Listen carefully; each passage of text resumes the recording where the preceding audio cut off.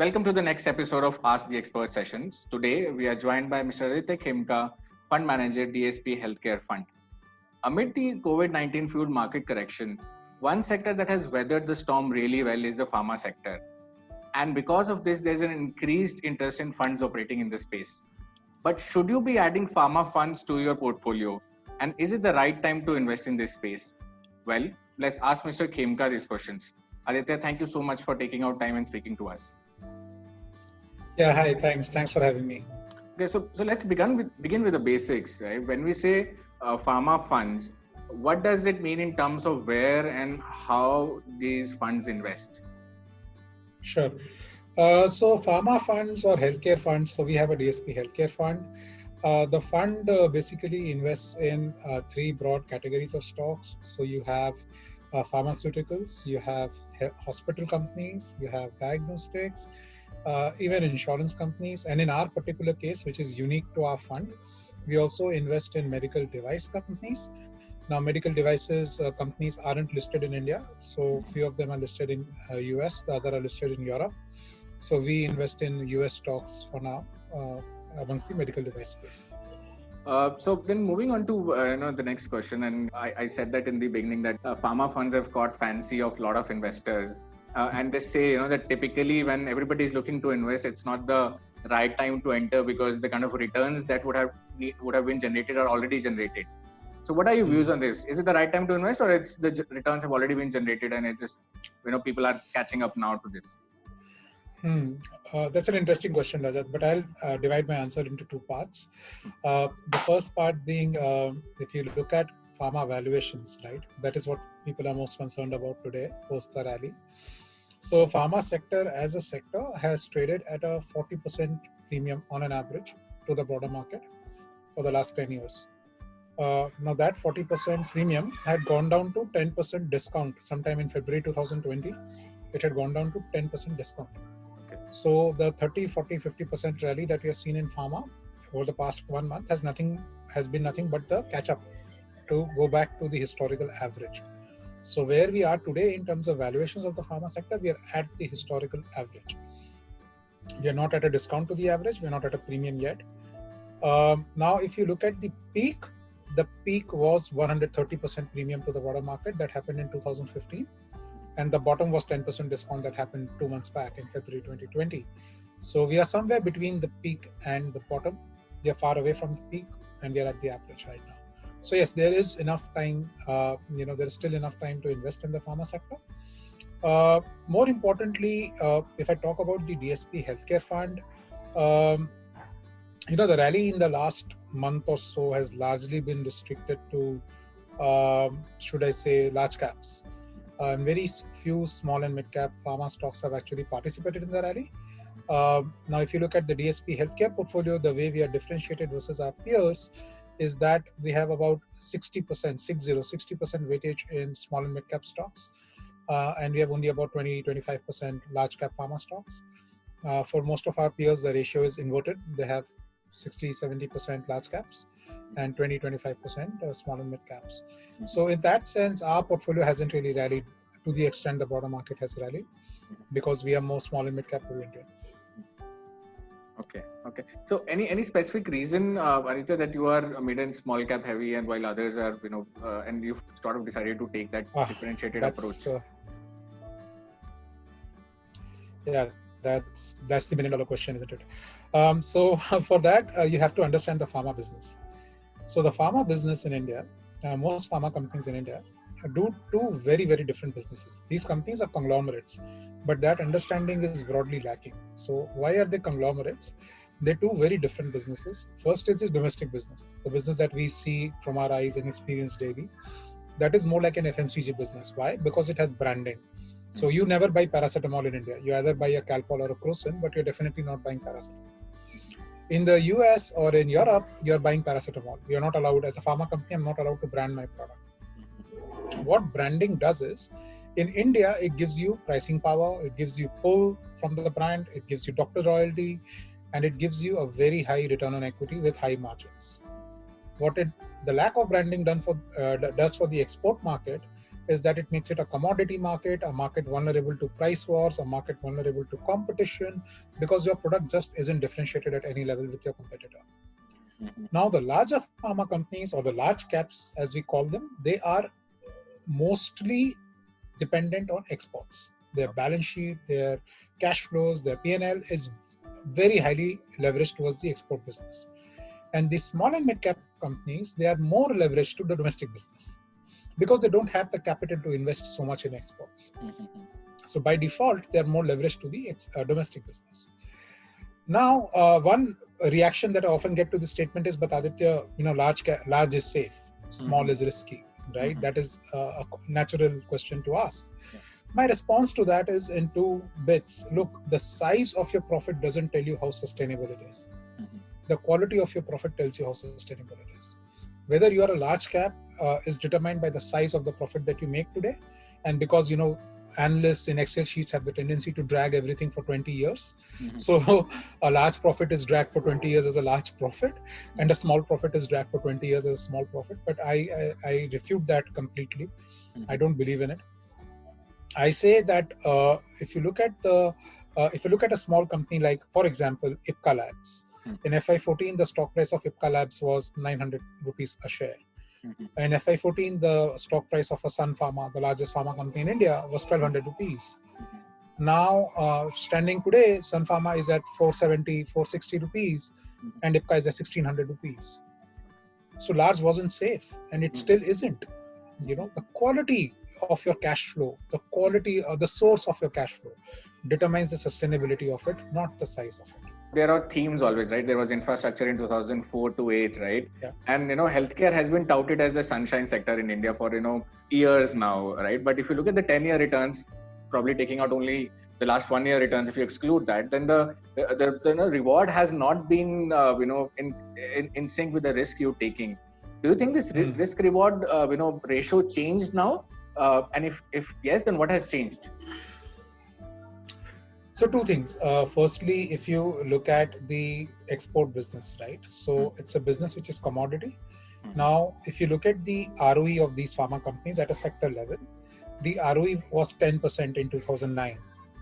Now, if you bifurcate that ROE in the domestic and export business, the domestic has always been like a 40% return on equity business. So your ROE, therefore, in the export business couldn't have been more than 0% or 2% or 1% in that region. Now that ROE in 2015 touched 27%. Now, when it's 27% consolidated, 40% is still domestic, then you have about export ROE of 20-25%. Now, if you're in a commodity business, no differentiation, low barriers to entry, then when you're making very high profits, you attract competition. And the time competition starts getting interested in you, they start competing with you. Because there is no differentiation, there are price wars. That is what we saw from 2015 to 19. We saw tremendous price wars. And those price wars took the profitability and the return on equity of the sector down. Okay.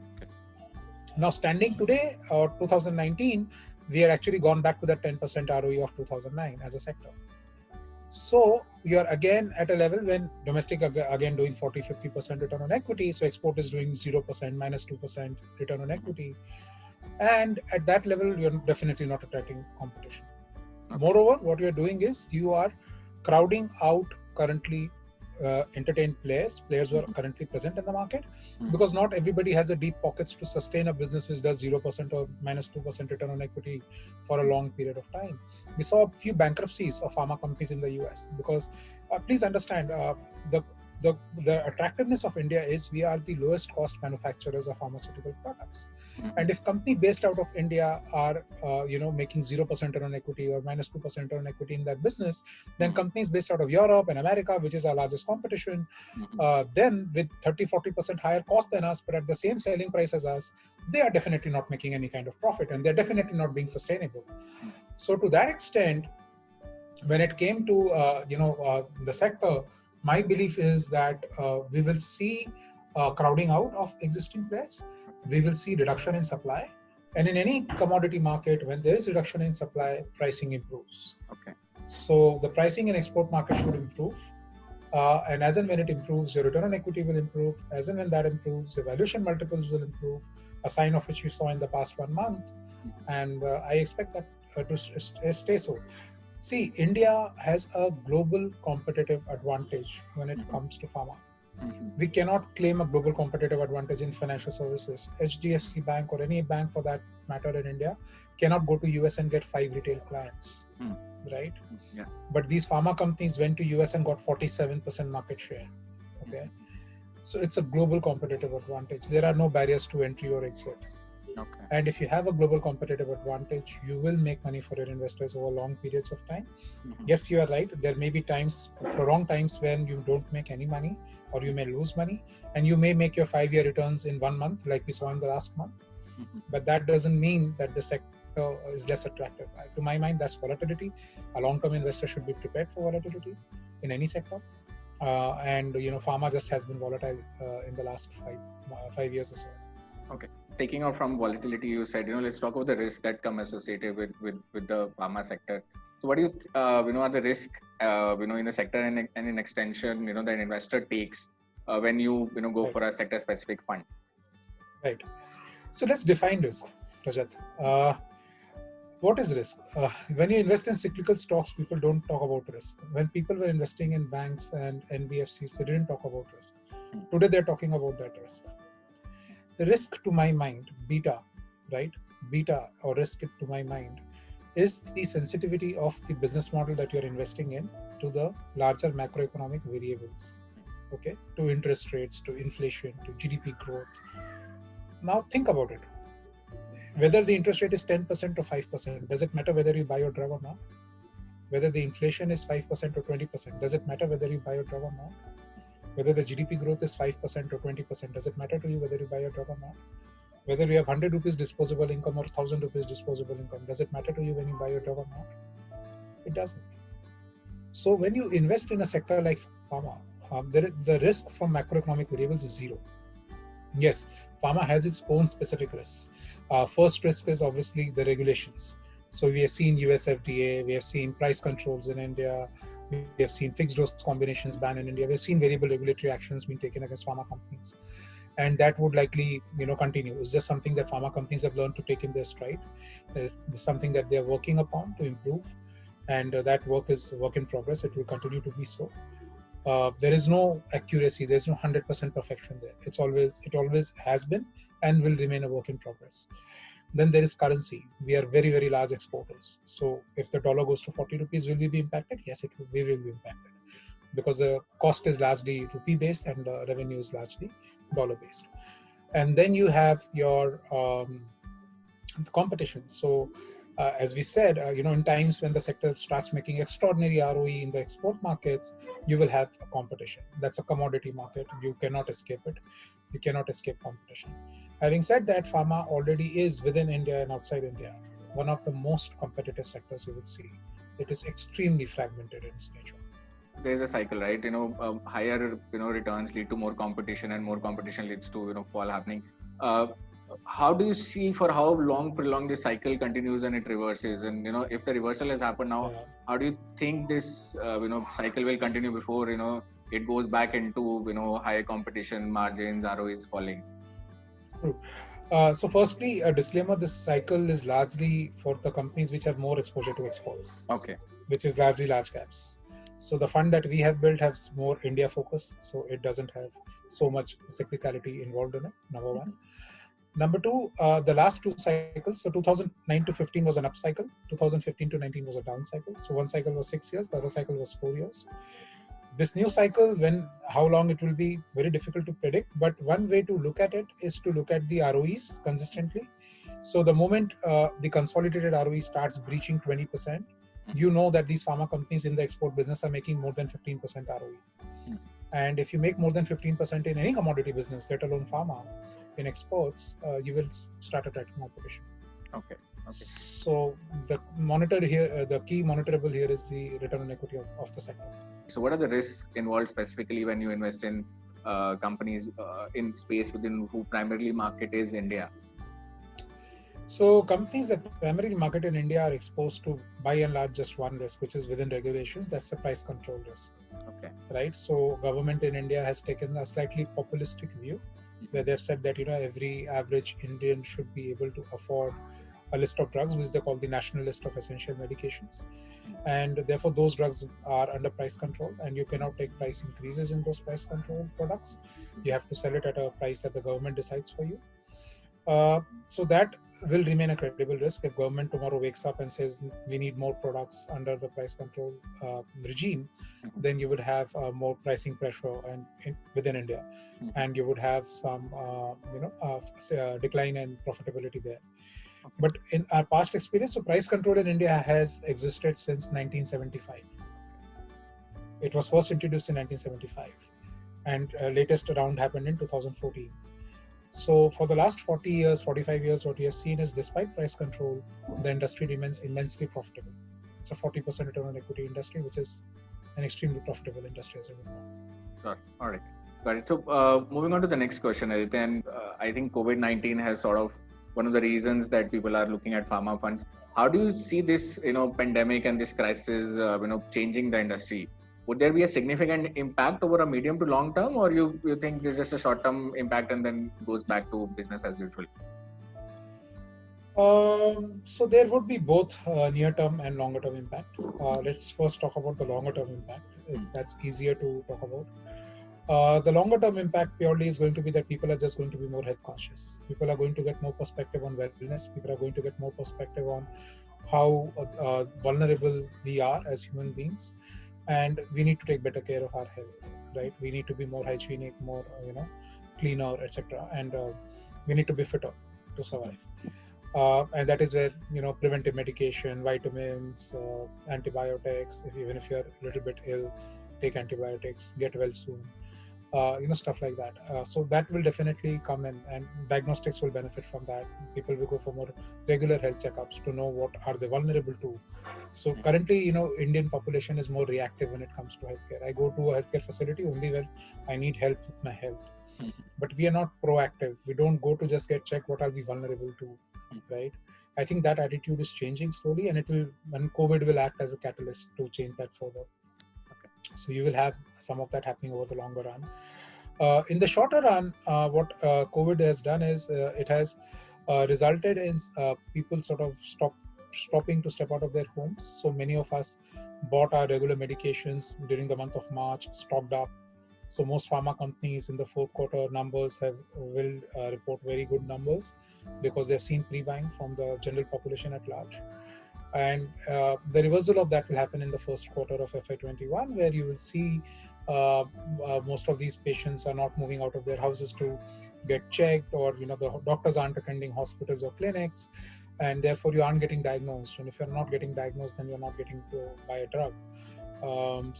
Near-term impact on the fourth quarter would be positive, on the first quarter would be negative, but a longer-term impact is definitely positive. What also COVID does, so Indian pharma industry has been plagued by a number of small, very regional pharma companies, which are nothing but propaganda companies. These companies just, get products manufactured, label them, and sell it to doctors with tie-ups with doctors, etc.